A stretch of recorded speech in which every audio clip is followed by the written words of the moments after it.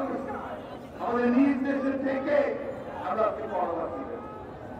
আমরা চিকিৎসার জন্য বিদেশে যাওয়ার জন্য আদালত থেকে অনুমতি নিয়ে যখন আমরা এয়ারপোর্টে যাই, ওই এয়ারপোর্টে আমাদেরকে 1 ঘন্টা ধরে আটক রাখা হয় বিভিন্ন কারণে, এবং সহজে ছাড় দেওয়া হয় না। আওয়ামী লীগ দাবি করে তারা দেশ চালাচ্ছে, আসলে কি তারা দেশ চালাচ্ছে?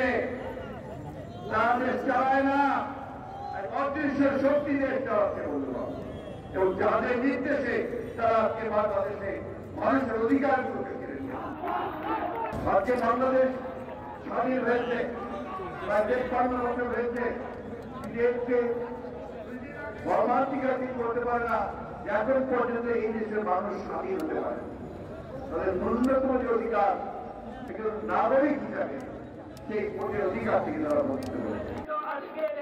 যে জাতি গণতন্ত্রের জন্য লড়াই করছিল, যে জাতি ভোটের অধিকারের জন্য লড়াই করছিল, মুক্তির জন্য লড়াই করছিল, তা কিন্তু সেই জাতি আর তার সমস্ত গণতান্ত্রিক অধিকারগুলো থেকে বঞ্চিত হয়েছে। গণতন্ত্রের অধিকার নয় বন্ধুগণ, আজকে মানুষ তার অর্থনৈতিক অধিকার থেকে বঞ্চিত হচ্ছে। এখানে তারা লড়াই করে যে তারা উন্নয়নের লড়াই বইয়ে দিচ্ছে। তরুণ যুবক, আমি আপনাদের বলতে চাই, কোন দেশের কোন মুক্তি হয় না, তার শরীরের সকল যায় না যদি তরুণ এবং যুবক চাই কিনা। এই কথাটা আপনাদের মনে রাখতে হবে।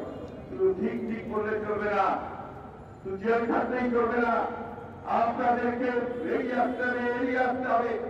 রাজপথে জনগণকে নিয়ে চলে আসতে হবে, সেই জনগণকে নিয়ে আরো শক্তিশালী একটা পুরো প্রতিরোধ রচনা করতে হবে।